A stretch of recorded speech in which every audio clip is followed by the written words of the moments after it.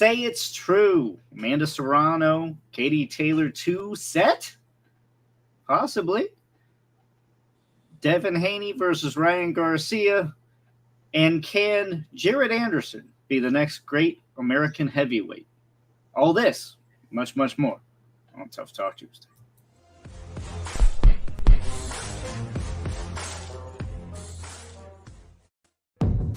This is the show that has hosted everyone from Sugar Ray Leonard to Keith One-Time Thurman. This is Tough Talk Tonight, brought to you by Heavy Bag Boxing. Thank you all for tuning in again. This is another episode of Tough Talk Tuesday. As always, I'm your host, Lucas Biggers. Alongside me, I got Sakura, Rob, James. How's it going, everybody? Pretty good. What's up? Just enjoying like, that fact that it's about to be summer in like another month. Me too. It gets freezing up here. I lock up. I need my warm weather. So definitely good to have spring and practically summer back. Guys, we just witnessed another Jared Anderson win. Let's talk a little bit about that. How did he look overall? Anybody assess it? How did he look for you guys? Boo! Damn. I didn't know it was that serious. I gotta agree. I mean, if I was there, I think I'd be booing too. I mean, this was a main event, and I mean, I can't imagine paying to see that. Like, I just can't. That's bad, I know, but I can't. I think his opponent. I'm trying to remember the fight, and I actually watched it, during the actual broadcast, and I just hated that was like the main event, and it came on after, like on the regular ESPN. Thankfully, FA and his opponent gave us a great show. Greedo, that's right. I'm sorry. Yeah, Nello. I thought that was a great showing, and it kind of like saved the telecast to me because definitely. I mean, big Jared. I don't even like to call him Big Baby, but he's kind of acting like one. He's kind of acting like one outside the ring. But that's a whole nother subject, right? That is. What the thing that got me is just like I just felt like, dang, he should have been able to get rid of that dude a lot earlier than that. To me, I mean, yeah. If you're everything that they're saying you are, but I seen that night that, Timothy Bradley kind of laid off that a little bit and was like, he's still learning and, these are like come up fights and which is all true, which is how they should have played it from the beginning of starting to, put money behind him is that, he's a growing athlete and growing into boxing. In the heavyweight division, but they put it out there right away that he was supposed to be the next great, American heavyweight. So that's what we're expecting to see. So they made the standard high for Jared, and that's kind of like coming back to bite him in the booty, so to speak, because now we're dealing with the fact that, yeah, he is actually taking, step up fights. But shouldn't we be more progressed from what we saw last night? I mean, that was my synopsis. Yeah. It is coming off like he's being protected. He's being geared in a certain way. And it's not what they had hoped for. I mean, I assume that they really hoped for somebody to finish the show, and it just never happened. As a main event, he's not going to sell. He's just not. I think he can, and he does a really good job with his walkouts and everything, and he attracts a lot of attention to himself and speaks intelligently. So I like to hear his interviews after the fights. But I'm really, really suspicious of this one because I've seen Riyad Mary fight before. He fought Tony Yoka. He can thump. He's got really good balance. He's got good feet. He's got a lot of good. He's a well-trained fighter. So I'm really suspicious here. I mean, why wasn't he throwing? What are you smelling? No. It was a stinker. Ain't no question about it. It was a stinker. But I mean, this guy can thump. if you go back and look at him against Tony Oka, that was a split decision. Everybody, I mean, that's how they were marketing it too. Like this guy was coming off a really banger type fight. I was expecting a little war here. I was expecting a really, really good fight. I sat down with my bottle of wine, cheese, and salumi, and all this shit. And I'm like falling asleep, and fuck. I wanted my money back. The good thing is that FA and Vianello, FA Ajagba and Vianello put on a pretty decent little scrap. I think that Vianello could have actually finished it if he was smart, but he kind of blew it. But getting back to Anderson, and I was kind of looking to see what's up with him because, he's the American heavyweight, the next big thing. And he was supposed to get sentenced yesterday. Oh, yeah. For that, because he got popped in Detroit or Michigan, somewhere in Michigan, I think. Mm-hmm. That's pretty serious shit because he had a prior that they let him off on because, they gave him like 180 days served. And so I was thinking maybe they really lower the boom on him and give him like 60 months or something. But I haven't heard anything or seen anything. Hopefully they'll give him a break. Yeah, I think it was the car chase and then him saying he's only 130. But my thing is like he was sitting up there trying to explain the accident. Oh, it wasn't really an accident. But yeah, it was a car chase. Like nobody's caring about the accident, saying like, no, we were concerned about you, trying to flee the police. I guess you didn't realize that they drive sports car engine cars too to chase after you in your sports car. So you thought maybe you could get away. And it's just a simple fact. It's like, dude, you got a kid on the way. It's time to tighten up. It's time to tighten up. Like a lot is on the line for your family. And now you're spending money that could go on your existing family on the government's family treasury department. And it doesn't make sense to me. So if you're coming from humble beginnings, every dollar counts. And at any moment, you guys know how this sport is. You can get injured, and be out of it before you even really begin it. And he's already been given a lot more chances with Top Rank than a lot of heavyweights, boxers, period, are given in their careers. So it's kind of like, just tighten up, it don't look good. And you say you was having fun, and I get it, but it ain't fun when you got a baby on the way and you were in a serious car accident even or something, trying to do these excessive speeds.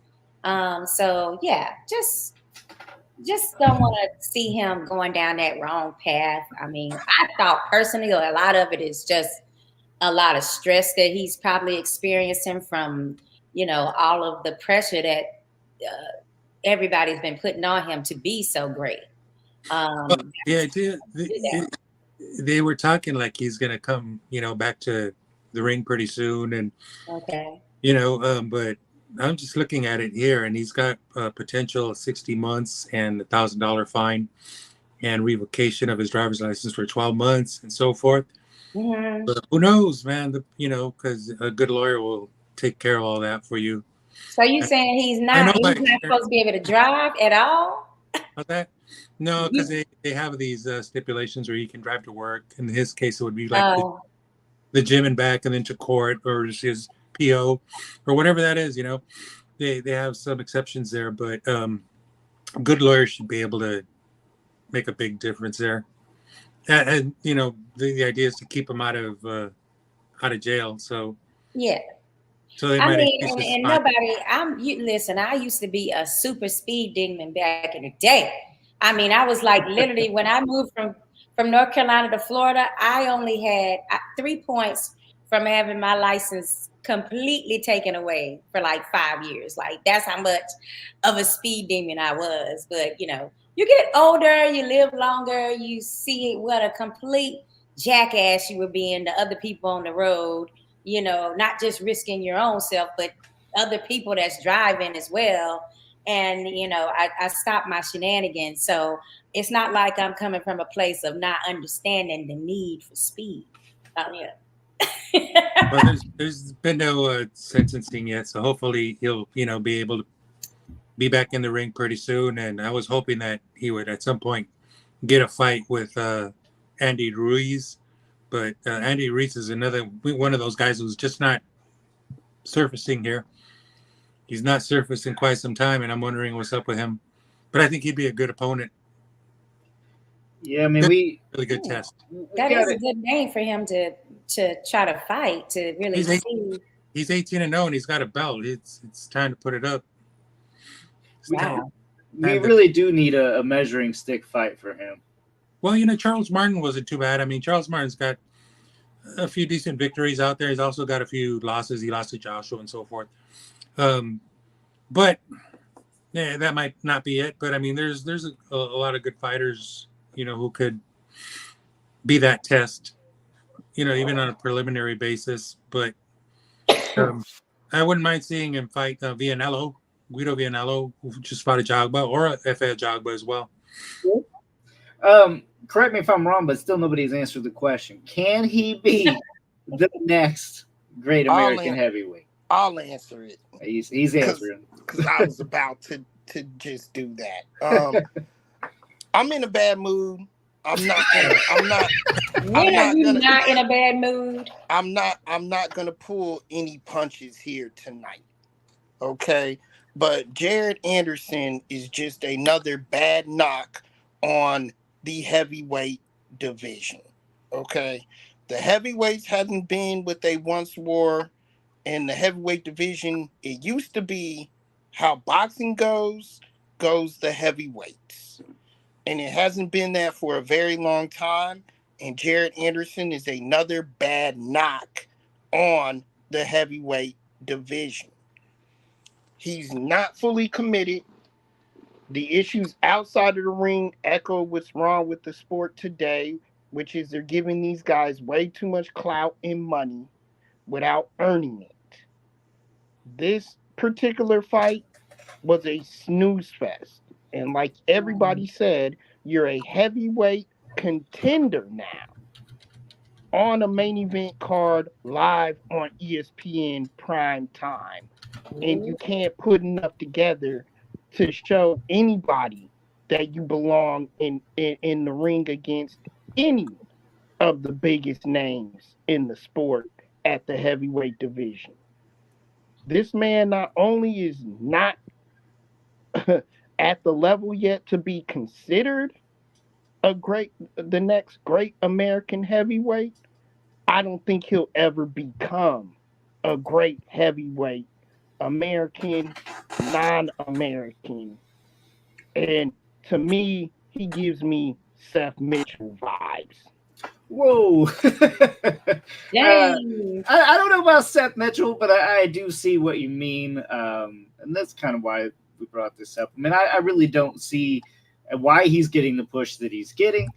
And I mean, a lot of people would say he dropped the bag. He's getting it given to him. It's right there for him to take. And, he had to put some risks out in this last fight, and he just didn't do it. Everybody knows, especially once you get in that main event spot, you get a knockout, your value just went up a lot. You're going to sell more tickets. You're going to be more wanted, possibly go on to pay-per-view. That's not happening for Jared Anderson. Not just that, Lucas. Let's be honest. The drama outside the ring also sometimes can help your clout if you back it up inside the ring. It can, like Mike Tyson did. So that's if you're gonna go that route and that crazy outside the ring, do it inside as well. Then at least maybe you'll get some more respect for some people as a legit threat. Well, I mean, I think it's a prerequisite anyway, so he can at least mark that off. Prerequisite to be a great American heavyweight, got to go to jail. Check. Well, yeah, that's already on the list. He's got it checked off now. Yeah. All right. But I would say yes, for real. Like he could pull it off. Not because we're talking about the Furies and the Wilders of the heavyweight division, but because it seems like the size is going down a little bit more, as well as the caliber of talent. So if he could just learn how to be a little bit more entertaining and take a couple of more risks in his fights when he sees someone isn't there to really, to really do any damage to him, he can, just take a few more risks and make it a little bit more exciting. And it's an art form to that. For sure. As far as your question goes, I think he can be. It all depends on him. The world is his little oyster. He could potentially be that next heavyweight. He's got what it takes. It's whether he makes do with what he's got and walks a straight line and stays the fuck out of trouble and get a chauffeur, or get Uber, get Lyft, get something. But and he didn't take any punishment in this last fight, so he should be in the ring pretty soon. I'm thinking within 60 to 90 days, he should have another fight coming up. 17-0 now. He needs to be at 22, 23-0. Yeah, hopefully a step-up fight, and we can be saying better things about his next performance. But James, speaking on his opposition, he was coming up from cruiserweight, and it just seemed like he kind of like, that weight might have just been a lot for him to try to limit himself to, and made him probably slower and tired. And then he probably was like, damn, this dude is way bigger than me. I don't want to get seriously hurt in here, and I'm going to get paid regardless. So, I really do think that he's more in the cruiserweight, territory as far as size is concerned. So, hopefully we'll see him back at cruiserweight. Maybe, but he came in at 235, so that he was carrying a lot of weight, carrying a lot extra weight. Mm-hmm. But from what I did see, he looked like he was pretty accurate. He looked like he was pretty agile. He just didn't throw. Mm-hmm. That's what makes me suspicious. I just feel like this was all set up that way because that's just the way shit is these days. But I mean, he is a guy that's got some talent, and none of it showed. I mean, he did nothing. He set a CompuBox record for least amount of punches thrown in a heavyweight fight. Right. So you might have something there.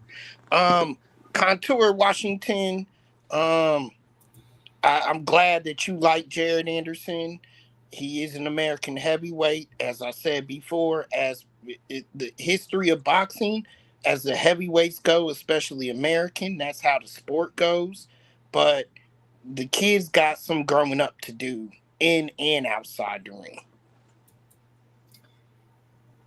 Yeah, I think the future is still unwritten for Jared Anderson. I don't think either one of us can predict exactly what's going to happen, but I do hope he gets some decent fights soon, a better measurable fight. It's time to step up or sit out, one of the two.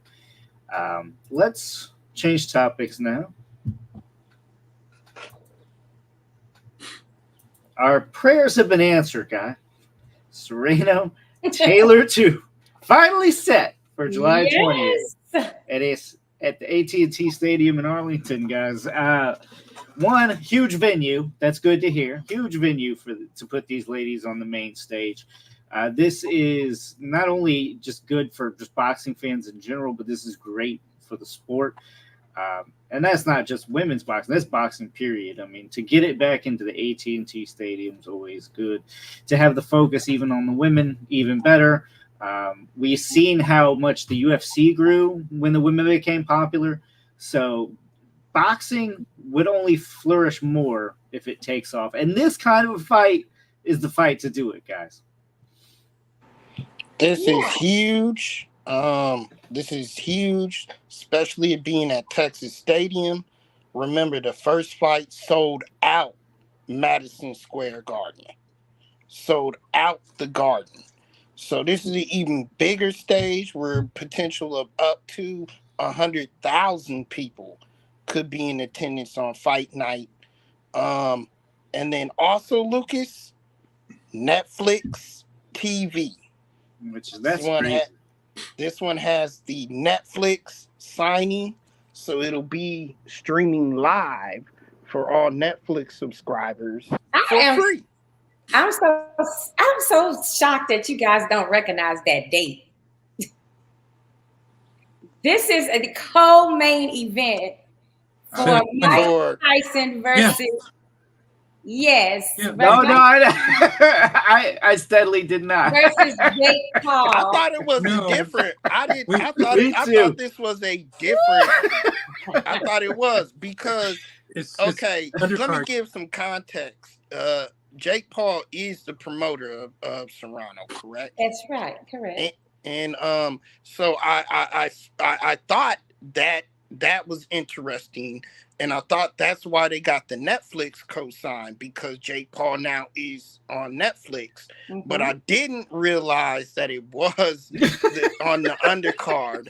And here's why, guys, because let's be honest, this fight deserves its own card. It really does. It could really definitely have its own card, but they get to have way more viewership. Okay. With that being the co-main, because everybody universally is going to be watching not just Katie Taylor, but Mike Tyson. They love Mike Tyson. So I feel like this just makes the card epic. I mean, it was already going to be like huge.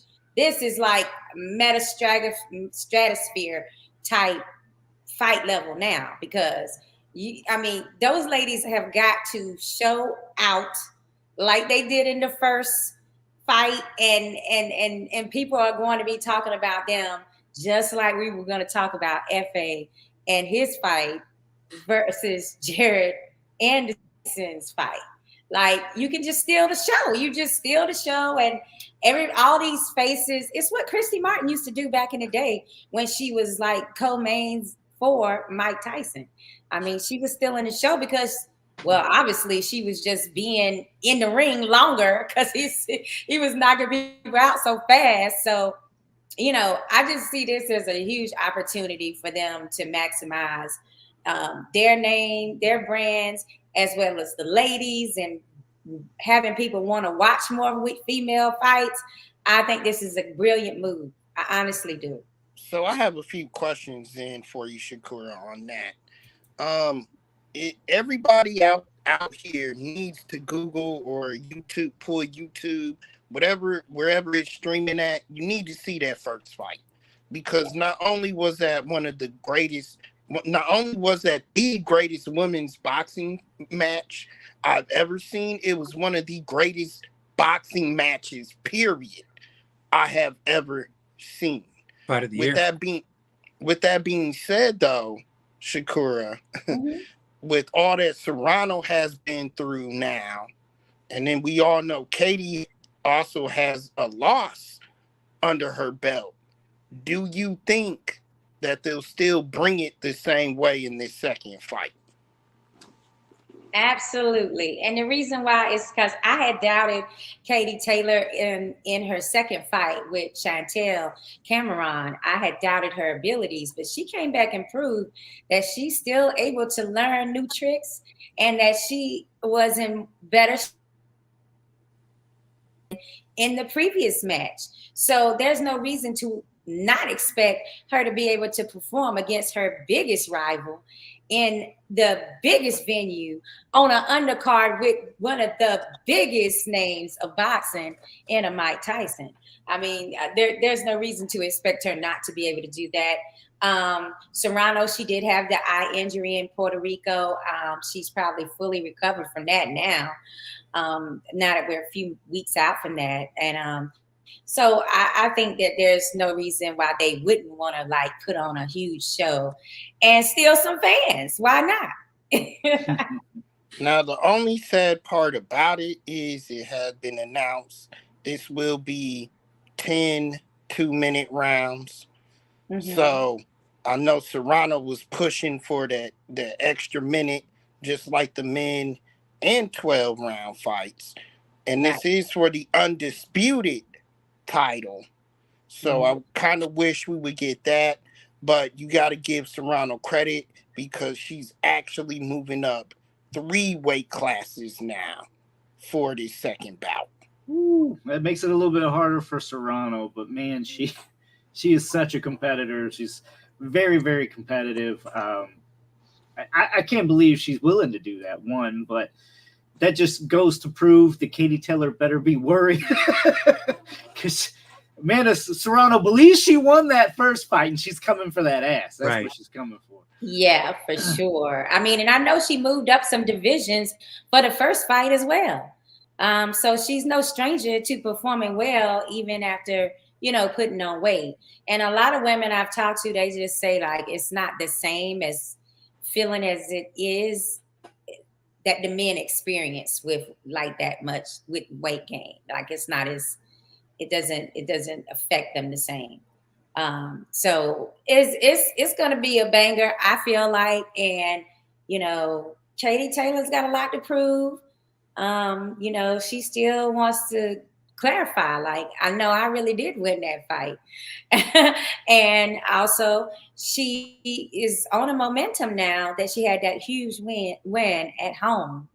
And as far as the trade-offs with the time and the number of rounds, if I was Katie, I wouldn't want to do 3-minute rounds with Amanda Serrano because she had her seriously hurt a few times in that first fight. And if it had been 3-minute rounds, we all know what the outcome would have been. So I don't think she would have been down with doing 3-minute rounds for this one. But I think it goes both ways in that regard because they both laid gloves on each other.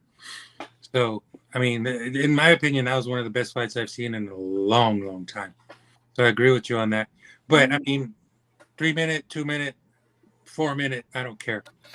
Just give me a good, solid fight. I'll take it how I can get it. I think the only advantage that Taylor has is that she's been really busy. She fought Chantel Cameron twice. And so, those are pretty big fights. And I think that Serrano's been a little bit less busy, but nevertheless, I mean, she's got all the talent in the world. So, yeah, you're like you were saying, the boxing gods answered our prayer here, Lucas. Yes, seriously.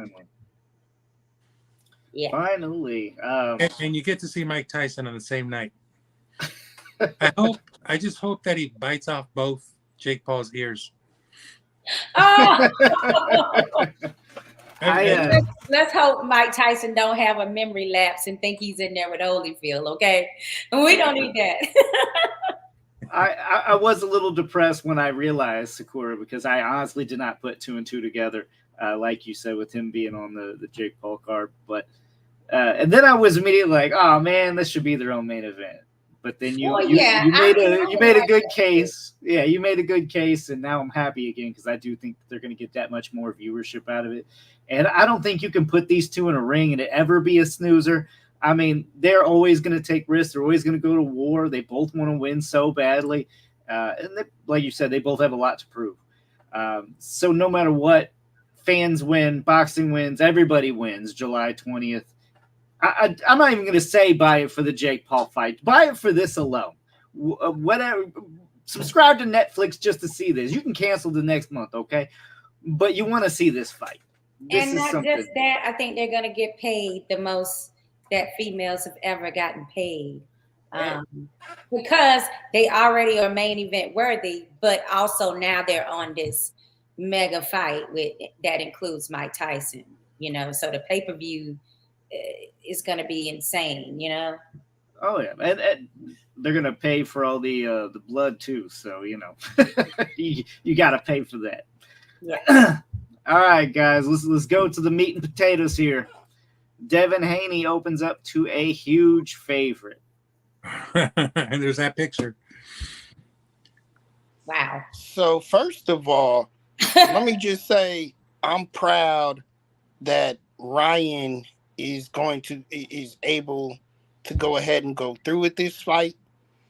I do think all the hoopla, all the craziness, all the BS leading into this fight, it wasn't worth it. But if we get a good showing out of him, he has a sound mind going into this fight on Saturday night. then I feel like it will be worth it. I just wanted to start by saying that. I'll hold my predictions and everything. I'll let y'all speak on your thoughts of it.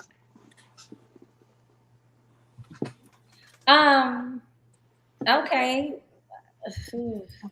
I don't know if this real. I don't this whole picture here, I'm just like It's rehearsed. I don't see Devin Haney with that type of energy. I'm sorry. I just I like beef when it's like real beef. And he Like did it to Lomachenko too, right? It was like unprovoked. He's like, "Oh, I'm gonna shove you." Like what? And Why? he got fined for that. Yeah, I think because he just can't. I don't like he seems like void of any kind of personality. damn. I mean, it's sad, but it's true. Like I'm honestly like on the mic, Mayweather killed it. Right? He was able to show himself and make himself look really good. Devin Haney comes off as I don't know, like a toddler actor. I mean, like, what should I do? Like, I don't know. It just comes off strange and rehearsed and provoked. Not at all. And, I mean, in that regard, it's really sad because the promoters need to do a better job at promoting the fight as opposed to using these kind of tactics that you see here on the screen. Because this, to me, is a bunch of bullshit. I mean, they're just selling pay-per-view. They know that a push and a shove is going to, I don't know what you call it, like excite some people. More clicks or whatever the term is. I agree. Actually, that's what it is. They used to promote fights. They don't do it anymore. There's promoters out there. They just don't know how to do their job anymore. Well, Ryan Garcia, I think, has done a good job at selling it on just his crazy social media presence. I mean, he's all over the place. He's making it interesting because you thinking, is this dude legit nuts? Like, is this man going to go out and try to do something strange to Devin Haney? We don't know. That's how much he has sold this fight that people want to see it. And then Devin Haney goes and does something that looks completely rehearsed. And now I'm kind of like, I'm backed off of the fight. I'm a lot less hyped than what I was a couple of days ago. It's not the first time I've seen it. I look forward to the fight. I want to see Devin Haney perform, and especially because of the way he took care of Regis Prograis. I mean, he shut down Regis Prograis 12-0. That says a lot. And, he also beat Kambosos and Loma, and he's just got the record. And so I don't think he should have any problem with Garcia, but they certainly have drummed up the fight, and Garcia's no dummy.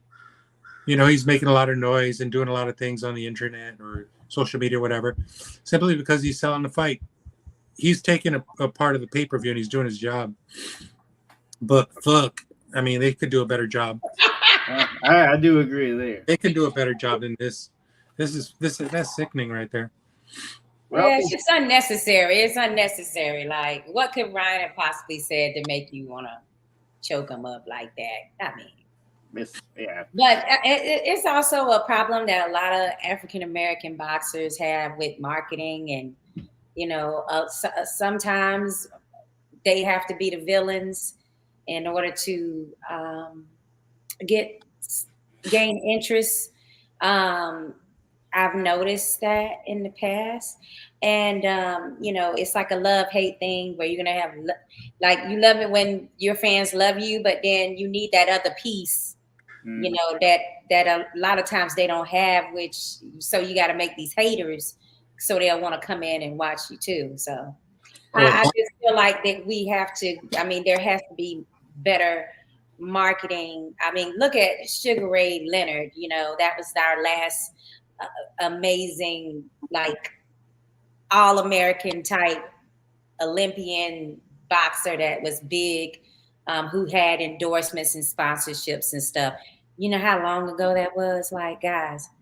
So it has to be something else that these boxers can try to stand for besides shenanigans like this. But I do still like shit talking if it is legitimate and great bullshitting. Nobody does it better than Tyson Fury, though, by the way, right now. And he's not even American, just in case we got some fans that don't know him. Everybody likes some good shit talking, but yes. I like this. That's all fine. That's all fine, but I mean, like this. I mean, what other sport do you see this shit in? I mean, you don't see this in golf. You don't see this in tennis. Maybe baseball. You know, they go at it a little bit every now and then. NASCAR, pretty much all the time. But you know, because you guys are from the South, you guys know NASCAR. Hockey too. Well, They be hockey doing is that on hockey. Yeah. and hockey is still a cellar dweller. Well, in California anyway. I mean, no one I gives. mean, it's harder because But these Jack- are individual sports, whereas, some of the It's a names are team sports where it's not all on you to sell yourself. I don't know, but y'all, let's to me, this kind of shit is for casuals because boxing fans. This is just a big distraction. Right. So let's get back to the sport, James. Let's get to the actual fight, y'all. All right. Because I kind of like what Ralphie is saying right here. I want Haney to beat him, but it's going to be a draw. Mayweather guided Ryan about Haney, so either a split decision or it's a draw. Nobody wants to take on that. Mayweather? I'm going somewhere with that. What's Mayweather got to do with this? I do feel like there's a possibility KO. that Ryan I like that. could kind of stay away from Haney because Haney likes to keep people away from him. Unless we're going to see Haney do some infighting on the inside like he did with Lomachenko, but I doubt if he would want to do that because of the size. It's one thing to be in the pocket with Lomachenko. It's a total different thing to be in the pocket with Garcia, just having heavier hands. But on the flip side, I don't think the skill levels match at all. So he may be able to clip Ryan with something he doesn't see. And then, of course, Tank has already exposed, the body punch.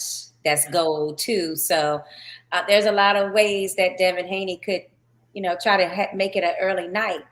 And who knows what size he's going to come in at the night of the fight. That's still a situation for me.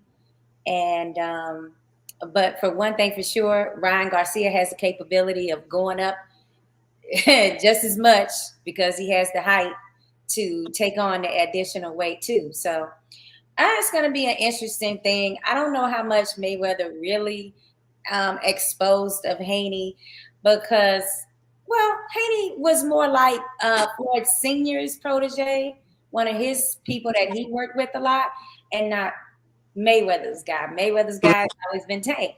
So, we know about those legendary sparring matches. Do we think Tank is as good? Well, do we think Ryan is as good as a Tank? No. So, that tells you a lot already, about how this fight might develop. The one key thing that I am interested in seeing, though, is how Haney deals with a taller fighter, because I don't think we've seen him against, a slick, tall fighter. Well, I don't want to say a slick, but we haven't seen him against a lengthier, taller, longer reach type boxer. So I'm interested to see what strategy he takes in this particular, bout because of that. I don't really think that height will be a big, or size will be a big advantage or disadvantage for it. They're pretty equally. Size-wise. It's a different body type than reach. That's what I mean. It's a different body type than we're used to seeing him go against. Mentality comes into play here, and I think that Devin Haney is just a far more developed fighter. I mean, they may be tied 3-3 in amateurs, and that's all good, but Devin Haney is improved, while Ryan Garcia, we see fight after fight after fight doing the same thing over and over and over. It needs to be corrected, and never was corrected. In his last fight, he was still making those same mistakes, and he's got a great coach. So what's going on there? Why is he not correcting this shit? I think that he just sticks out like it's just a big red flag, and I think that Devin Haney knows exactly what to do here. This fight, that's what I'm saying. I just want to see what strategy he goes with. Inside game, or will he stay on the outside and outbox him? That's all I'm saying. You win the fight in the corner, and that's exactly what Haney's going to do. It's all about a better game plan and better execution. That's what it comes down to, and that's why he's minus 800. Yeah, I mean, I don't doubt Floyd gave him some probably really good advice. The problem is can Ryan Garcia take said advice and implement it? I doubt that, simply for one of the pictures of him getting dropped. He leaves his chin wide open. This is just one of the times he's paid for it. Let's face it, he does it on the regular. This is not something that only happens in one or two fights. It happens a lot. Some of the fundamentals you'll notice just aren't as fine tweaked. You ain't going to catch Haney doing stuff like that. Like you said, he's just more of a finished fighter, more of a polished fighter. James, like you were saying. Yeah, no, I saw it on my break today. I was on social media, and he's in his living room doing mitts, and there it is, chin way up in the air. Yeah. I'm like, hey, well, say goodbye to your chin. Yeah. Damn, James. But now we have to answer the question: like the matchup, and I think that those antics that we saw with Haney choking him, that's more like to get Ryan's fans hyped up for actually seeing the fight, being that he is the one that is actually getting paid more in this fight, apparently, which kind of blew my mind. But that's the way things are when you have a huge following these days. All right. That's big words here from Kareem. Devin Haney will break Floyd's undefeated record. All right. Look, I got big respect for Devin Haney's game. I mean, he's a very solid fighter, but that's saying something. Considering though, Kareem, that he at least keeps with Floyd's competition, right? He's fighting other world champs, not taking a lot of these lower level fights. I feel like he did that. Haney has been doing that. I'm not saying he has not. I'm not saying he's not. No, I just mean we don't know what the future holds. If he could go back and start beating up a bunch of bums, then it's not going to count. But if he continues to beat the Lomachenkos and the other champs, the Tios, anybody else up there, you got my respect. But listen, Kareem, Devin Haney is not gonna beat Floyd's record. Gervonta Tank Davis will. You can quote me on that. But listen, it's my turn to give my take on this fight. Okay.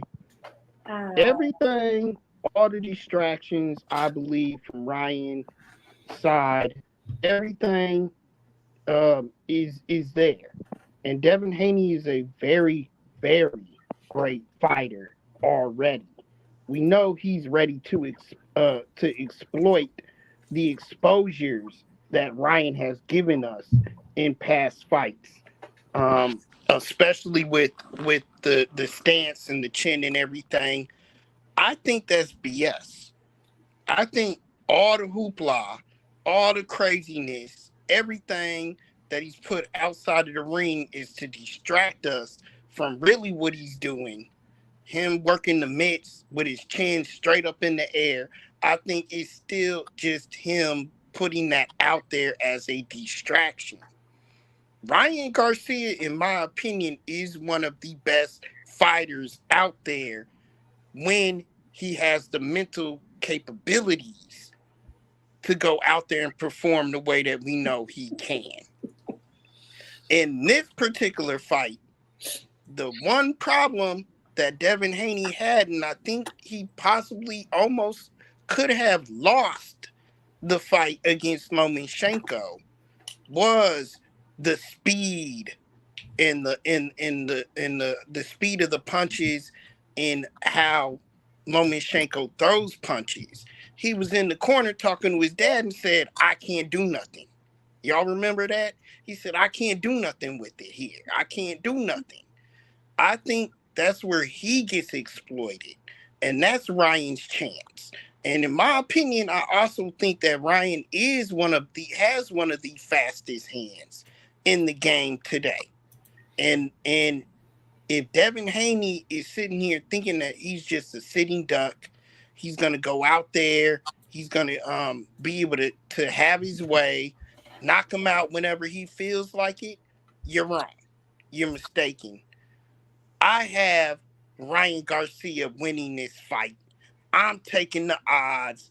I'm betting on Ryan Garcia. Whoo, okay, you're betting on Ryan Garcia. I would just pulled up these odds. These are new odds. It got worse, guys. I didn't think it would get worse. Honestly, I thought the worst Ryan Garcia would see maybe like a plus 300. And maybe Devin Haney a minus 400 or 500. Minus 910, guys. Like, Vegas, nobody is believing right now that Ryan Garcia has a shot in fucking hell. And you heard it here first from your boy. I mean, honestly, I put this up. Come on here next week. I put this up asking, and no one's really commented. How can Ryan Garcia pull this off? How can he win? I just told you. We cover it here, and we know all these fucking handicappers in Las Vegas are watching this show, and that's where they get their information. Right here, motherfuckers. So listen, again, he had trouble with Lomachenko. I think he could have lost that fight. He didn't. I'm not going to say it was a botched or robbery or anything like that. He won the fight on the cards. It was a close fight. I'll give him that. But same instance here. Ryan has very fast punches. If he's not going to get respect Ryan Garcia in this fight at all, then he's mistaken. Ryan knows what he's doing. There's a reason why he threw all this hoopla, all this crap out there, and it might not even because he wants to win the fight, but it might be because he wants to at least compete in the fight. So if Haney's not taking him serious and taking this as a big fight, he's going to be mistaken. Ryan can punch. All right. He can punch. He can punch down on lower competition, but generally not better competition. If you look at the collection of fighters at 140, man, they're all killers there, and I don't think he stacks up to anyone. If anything, let's see him fight Regis Prograis after he gets whooped by Haney as a comebacker. Guess what? And he fights Barbosa, and he fights Teofimo or Matias or Richardson Hitchens or Gary Antoine Russell. It's going to be. He is in deep. Barbosa is on this undercard. Yeah, he's in deep water, and then there's Isaac Cruz in there as well. And then as my all the boxing pundits in Espanol say, Shakur. There's Shakur up there, and he's going to come up too at some point. See what happens there. He can't compete with these guys. Yeah, I'm kind of with him. We're gonna wait and see how he handles this fight. I'm expecting him to lose, as is apparently a lot of other people. But let's touch on something here, guys. Before I give final predictions, you think Derek James is going to benefit or hurt Garcia's chances? CJ Hooker. And then Kareem says Derek James is throwing him in the ring like a piece of beef. Again, I think y'all are underestimating him in this camp. He's doing the mental stuff for a reason. He's throwing all of you off. I mean, he's selling the fight. I get that. I mean, he's selling the fight, and he's doing a good job at that. I'm not knocking that. But the thing is some things and some habits you keep while hitting the mitts, and maybe it's nothing, but I still don't think he's closed that gap. If Goosen didn't handle it, what makes you think like one fight with Derek James and all of a sudden it's going to be fixed? I don't know. I think he needs to rework his style, and I don't know if he would put in that kind of time and effort. I mean, because that's longer than a normal training camp. I mean, you got to learn new habits, and I think that's why people see stylistically this is just a loss for him. And I really don't think DJ can help or hurt, but he's just kind of there. Sorry, Sakura, go ahead. No, I was just going to say, I think the purpose in going out to Dallas was not just because, he was building a good relationship with Derek. I think it was also because it was, in his words, getting away from, so many distractions that were in California for him in the LA area. So, but I do think he has to deal with someone that he actually respects and ain't gonna be like, you can't be his friend. Like he needs somebody that's gonna like really put down the hammer on his ass. Like that's what Ryan Garcia needs. And he also needs that phone taken away from him, you know, them trigger fingers. has him too distracted on keeping up social media while still trying to, you know, train. And this is crucial for him, that he starts finding some balance in those ways. I think Derek James is an amazing coach and trainer for people, but then we saw where Errol Spence has just left Derek James, and they're having some kind of lawsuit over unpaid training fees. So we don't know exactly what's going on, but we do know that Spence was like Derek James bread and butter. So it probably was not a good, it's not a good time for him to like leave Ryan Garcia, if you get what I'm saying. So I don't know how much, but you can't be someone like Ryan Garcia, as far as boxing training, you can't be his friend. Like he needs an authoritarian, basically. Yeah, I'm with you there. I don't think he has that now. I think he's got a good trainer, but authoritarian, probably not. Yeah, I mean, I totally agree with you on that. Yeah, and it's hard to tell somebody that's close to you, no, you don't need to do this or that, and tell them the truth when they're paying all your bills and when they're paying. Yeah. And I mean, I'm saying that about his family, you know, like he got a mom and dad, but who wants to piss off the person that's like making sure that you have your cell every month, your electric, and this and that going on, like, and you can go shopping when you want to. Nobody wants to tell that person, hey, shut the fuck up, sit down, do your training, get your work on, lose this weight, do everything. You didn't do enough laps. You suck today. Nobody wants to say that stuff, you know? Like, they're like, those are the yes. 3 months, I'm going to feel this. Like, nah, they ain't going to do it. Man. Those are the yes men. Yeah, I mean, that's the last thing you need. You know those kind of personalities, though, that have to have that guy, you know? And James Kirkland was one of them. That's why he was good with Ann Wolfe, and that's why he was shit without her. Some people just need that control. I think Tyson had that with Customato. You know, once you're allowed to just run wild, and you're not going to be worth anything. I mean, but when you're in control, I mean, those guys were on top of the world. With this fight, though, I mean, I'm gonna go to all you guys. I'm gonna go ahead and do my prediction, though. I honestly just see him controlling it at range. And kind of just scoring at will with, you know, his jabs, which he does ridiculously well.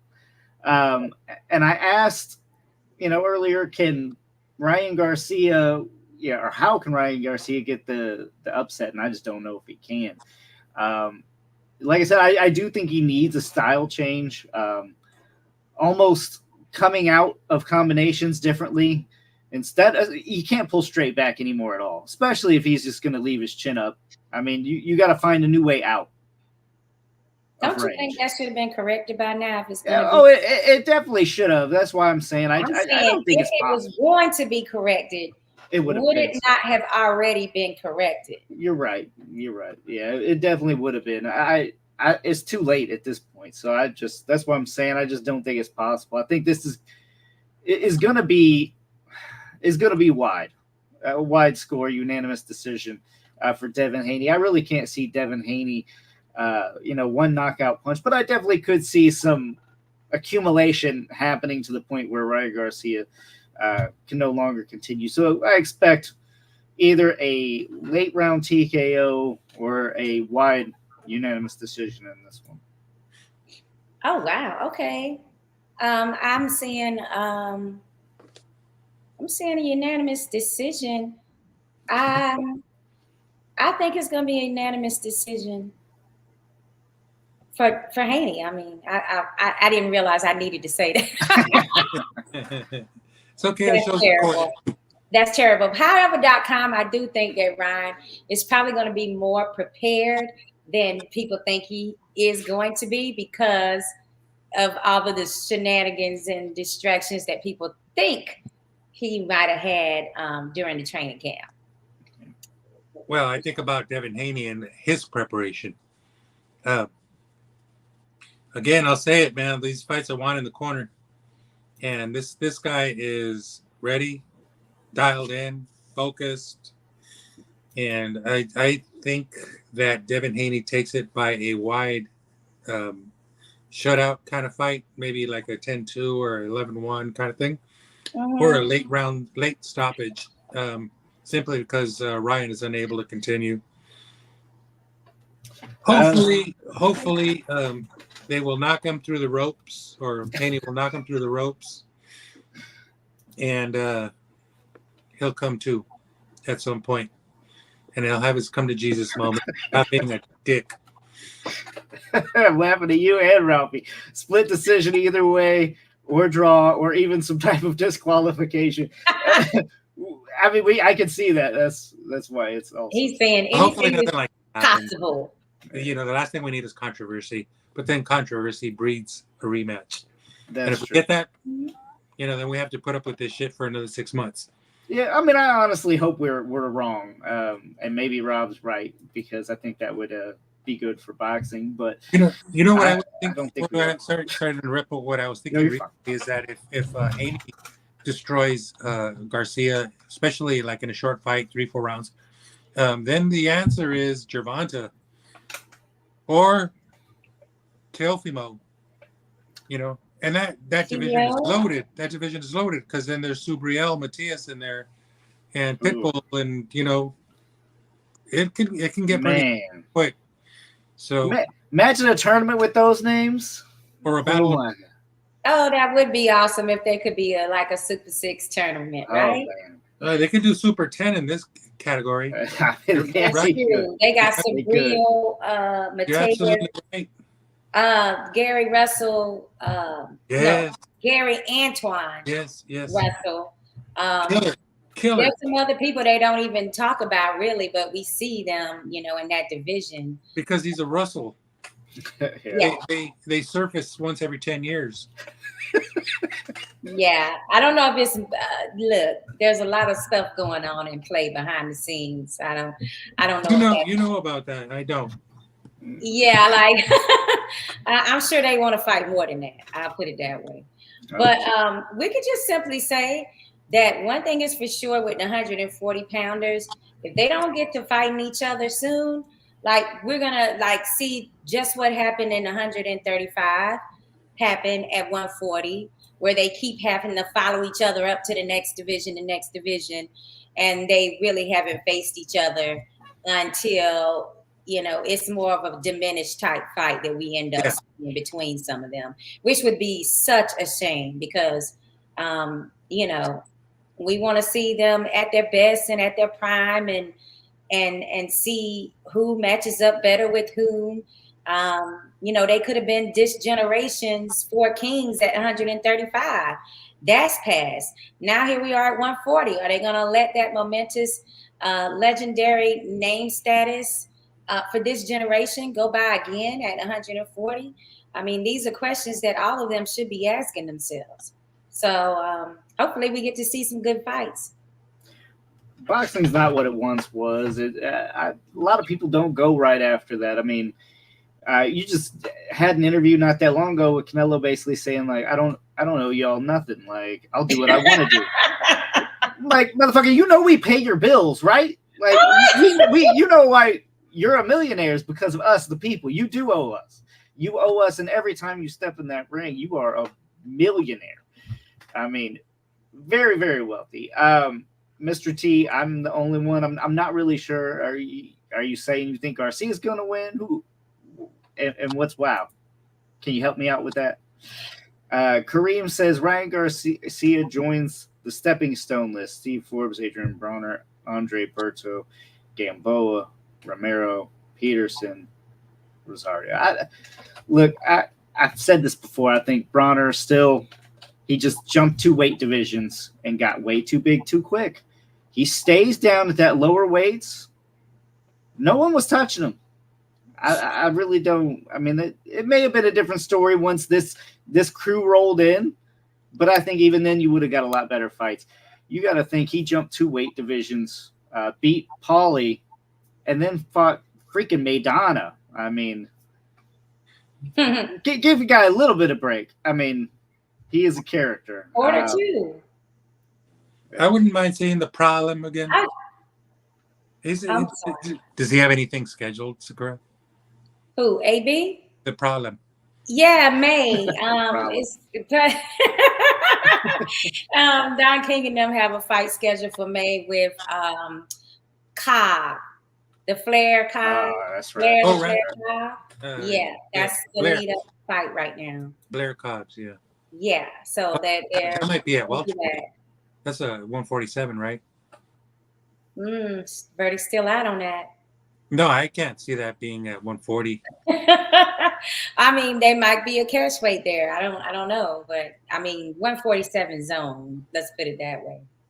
But Broner is actually working out with Kevin Cunningham right now down in Boynton Beach area. So he's actually in camp, so we're doing a little better than we might have done in the previous year. So we'll see what happens with those two. But hey, I mean, it's a huge opportunity for Blair Cobbs, if you think about it. Like, cause if he catches Broner slipping and he actually he's able to get that win under his belt, you know, they'll start pushing him too, you know, like.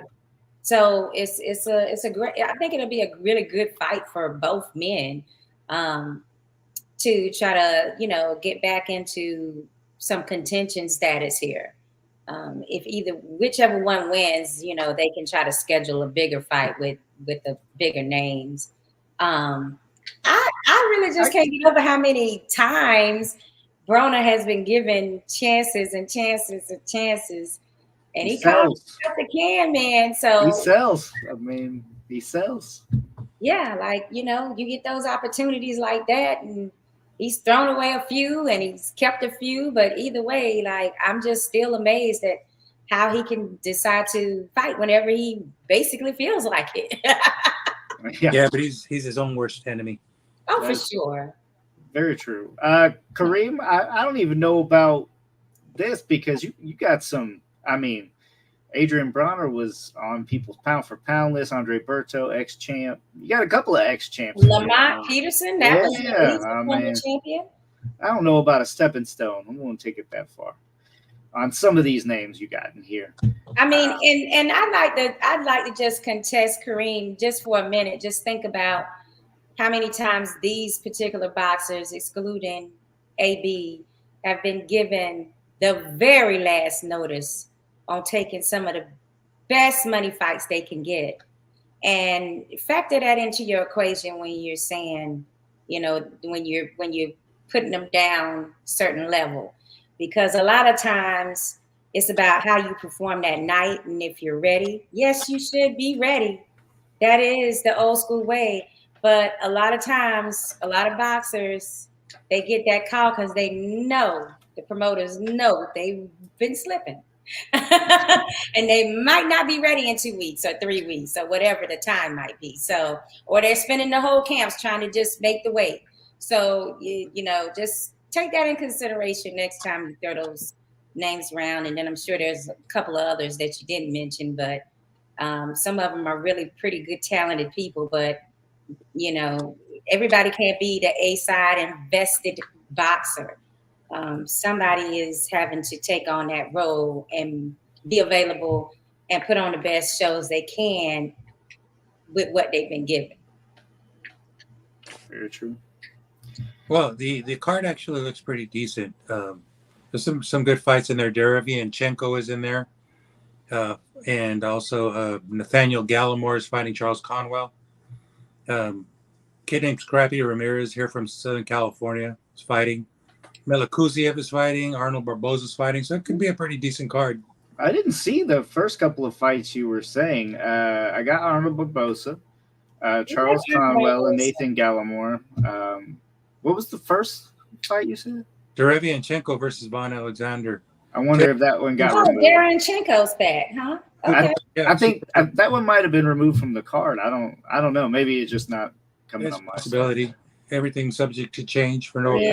reason. I like to see. I Love want to see Derevianchenko. after his performance with Mungiao.